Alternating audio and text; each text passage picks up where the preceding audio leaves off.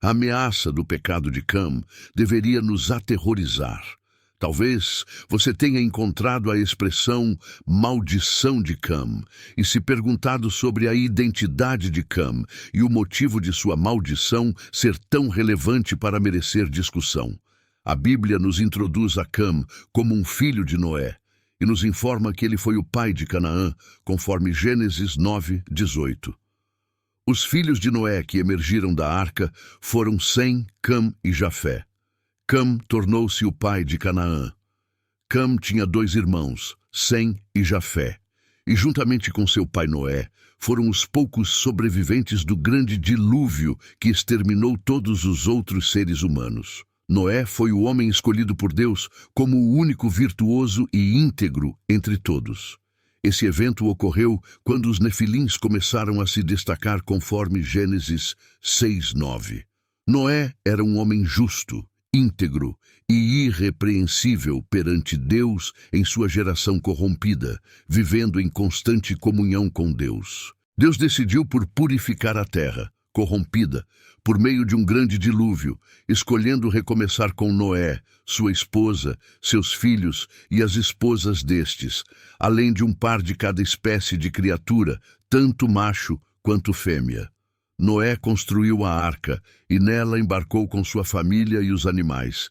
Quando começou a chover, todos os seres vivos que restavam na terra foram exterminados. Dentro de sua tenda, Cam, o pai de Canaã, observou a nudez de seu pai e, zombando, comentou com seus irmãos. Cam já poderia ter sido repreendido anteriormente por seu pai por embriaguez e, ao ver seu pai naquela condição, sentiu-se vingado. É errado encontrar prazer nos erros alheios, mesmo quando se arrependem dos próprios erros. O segundo erro de Cam foi divulgar isso aos irmãos, expondo e ridicularizando seu pai publicamente. Isso é profundamente inadequado, pois tratar qualquer falta como motivo de riso é errado. Provérbios 14:9 diz que os tolos zombam do pecado, mas há boa vontade, favor e bênção de Deus entre os justos. Devemos nos entristecer, não nos orgulhar com aquilo que é vergonhoso. Em 1 Coríntios 5:2, somos repreendidos por sermos arrogantes e não lamentarmos o pecado, o que deveria levar à expulsão do transgressor da comunidade. Isso sublinha que é profundamente errado e moralmente reprovável expor ou divulgar as falhas dos outros, especialmente dos pais, aos quais devemos grande respeito e honra.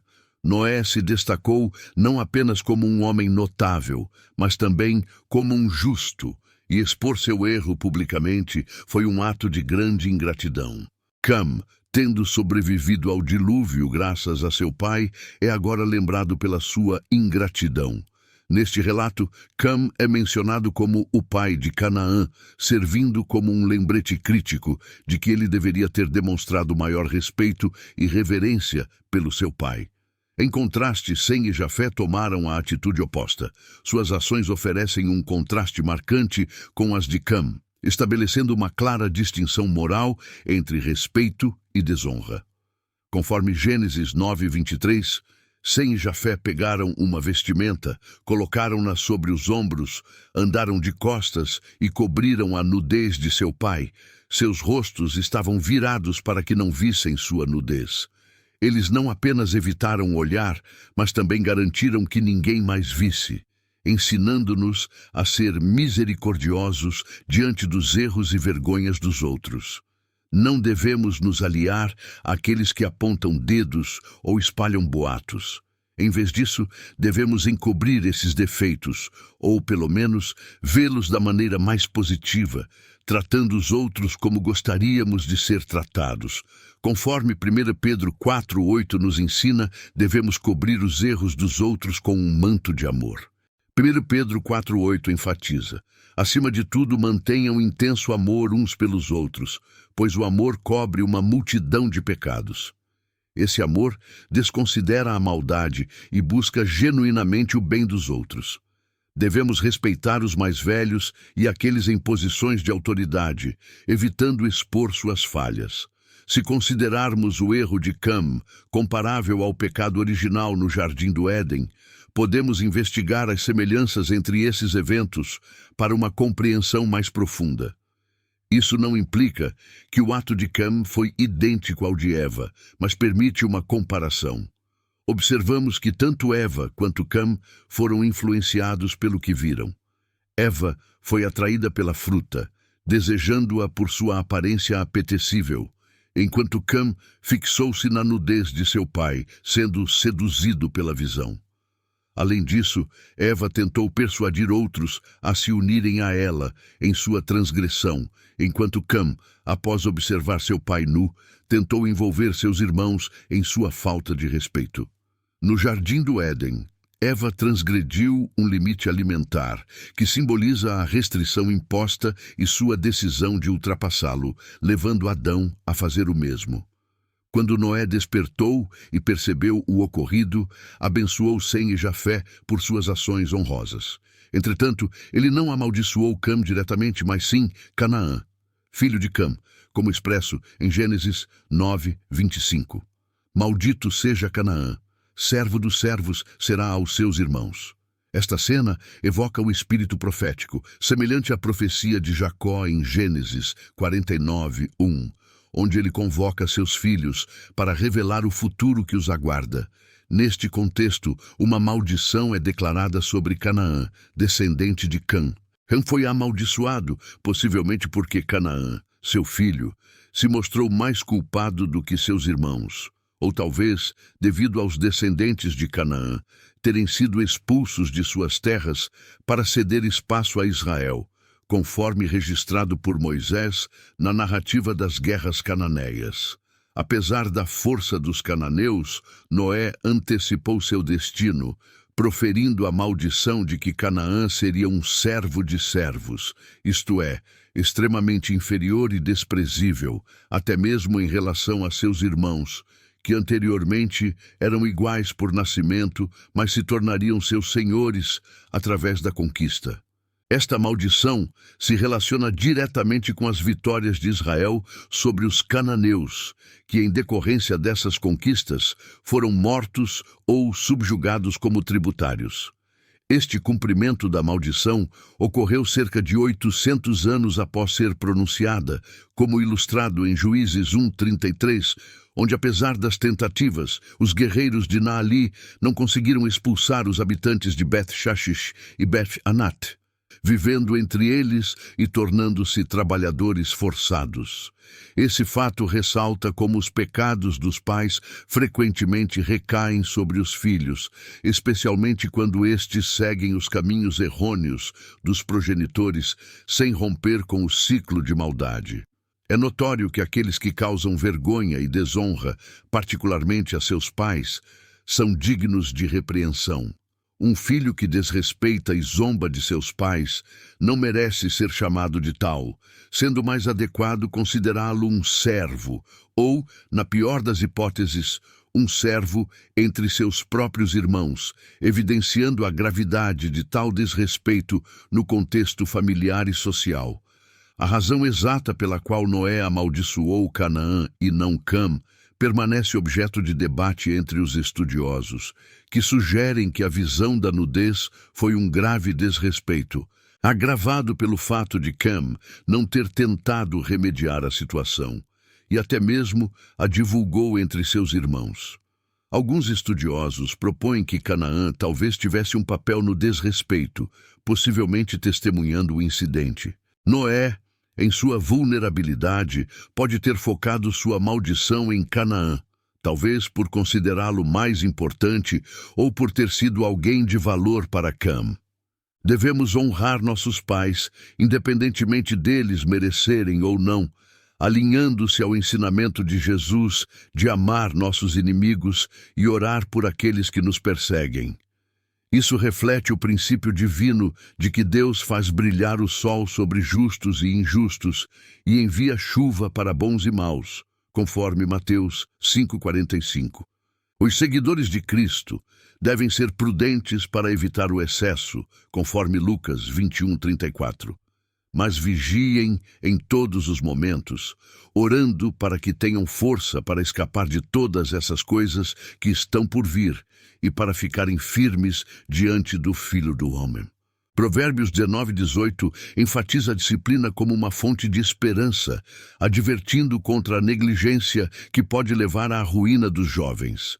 É fundamental equilibrar disciplina e amor para evitar que as crianças se tornem amarguradas, desanimadas e rebeldes. Colossenses 3:21 nos adverte que a disciplina, apesar de parecer dura, é necessária, e Hebreus 12:1 complementa que, quando acompanhada de amor, traz resultados positivos. Os pais não devem provocar a ira de seus filhos, evitando ser excessivamente severos, injustos ou causar-lhes vergonha. Em vez disso, devem educá-los com gentileza, ensinando os caminhos e mandamentos do Senhor, conforme Efésios 6:4. A responsabilidade de um pai inclui envolver seus filhos na igreja e em suas atividades desde cedo, como indicado em Hebreus 10:25. Observar o estudo da Bíblia em casa e dedicar tempo para explorá-la juntos incentiva um entendimento profundo sobre Deus e seu mundo. Provérbios 22:6 nos lembra da importância de ensinar a criança no caminho que deve seguir, garantindo que, mesmo na velhice, ela não se desviará dele. Ser um excelente pai significa cultivar filhos que respeitam e honram a Deus, enfrentando as tentações e desafios que cada fase da vida apresenta. Durante a juventude, enfrenta-se a tentação da luxúria. Na maturidade, o desafio pode ser o orgulho, levando a uma autoavaliação exagerada. Na velhice, o risco é tornar-se amargo com o passar do tempo, mostrando a importância de uma educação fundamentada nos princípios bíblicos desde o início, para formar uma base sólida que perdure por toda a vida. Se descuidarmos, podemos nos tornar críticos ou avessos à mudança, apegando-nos ao passado em vez de aceitar o futuro.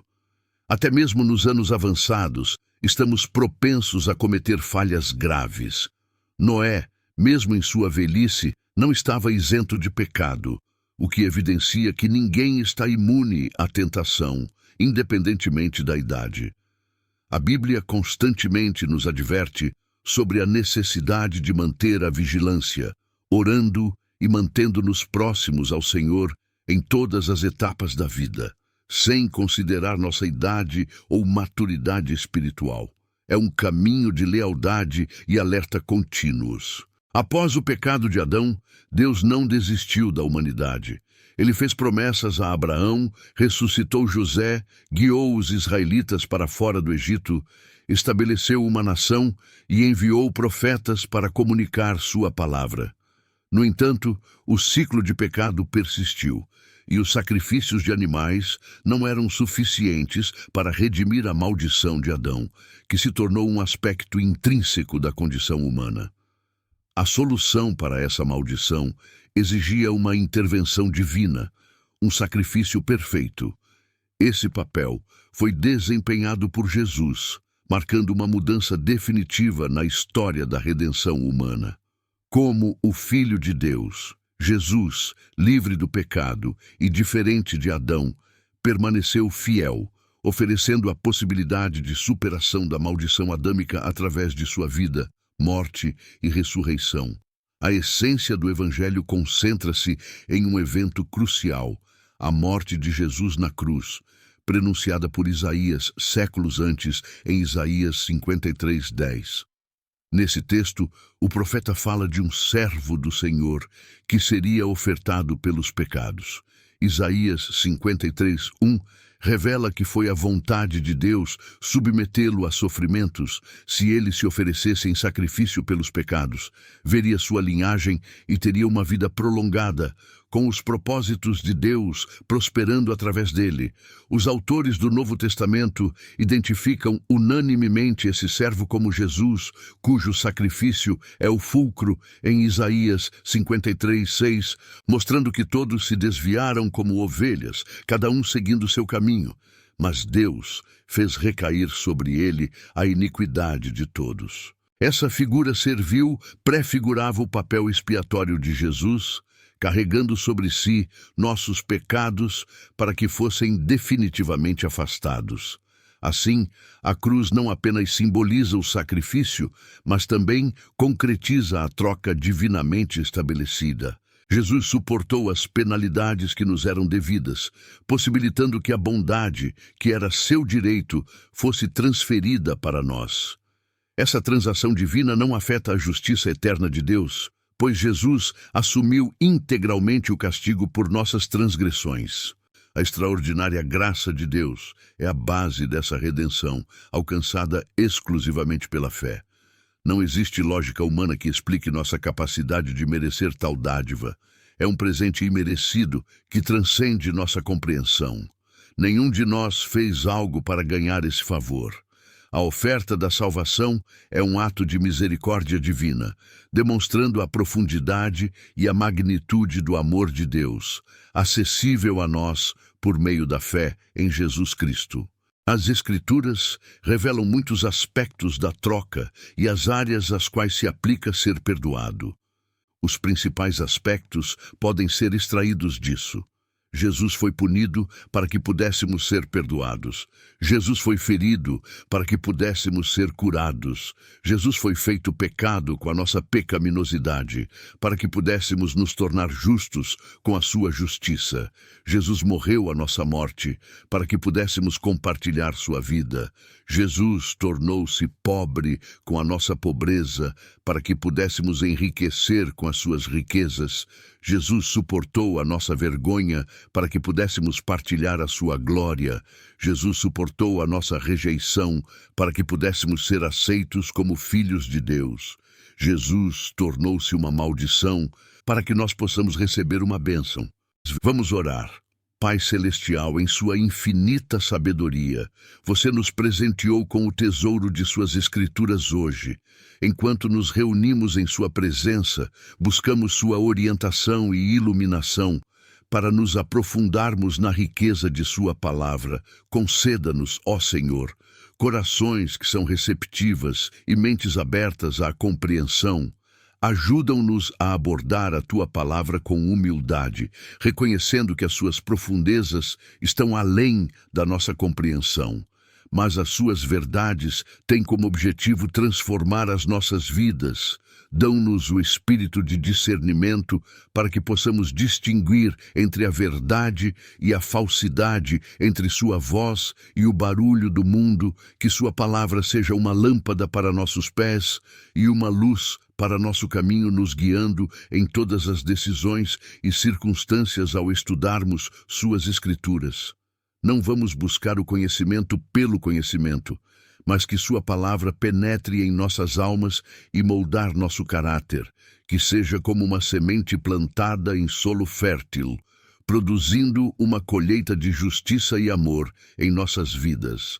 Ajude-nos, ó Deus, a abordar sua palavra com reverência e admiração, entendendo que ela está viva e ativa, mais nítida do que qualquer faca de 2 gumes espada, capaz de penetrar até a divisão das juntas e medula da alma e do espírito, que possa romper as barreiras de nossos corações, convencendo-nos do pecado e levando-nos ao arrependimento. Senhor, reconhecemos nossas limitações e nossa necessidade de que seu Espírito Santo seja nosso professor e guia.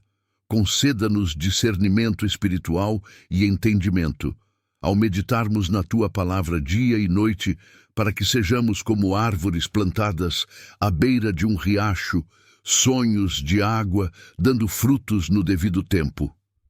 Que as palavras de nossa boca e as meditações de nosso coração sejam agradáveis aos teus olhos, Senhor, nossa rocha e nosso Redentor. Que sua palavra habite em nós ricamente, ensinando e admoestando uns aos outros com toda a sabedoria, com gratidão em nossos corações a você. Oramos não apenas por nós mesmos, mas também por aqueles que ainda não encontraram sua palavra. Abram seus corações e mentes para receber a verdade do seu Evangelho, para que eles também possam experimentar o poder transformador do seu amor e graça em nome de Jesus. Amém. Se este conteúdo foi valioso para você, peço seu apoio com sua inscrição para não perder nenhum de nossos próximos vídeos juntos. Podemos iluminar mais mentes e expandir nossa compreensão.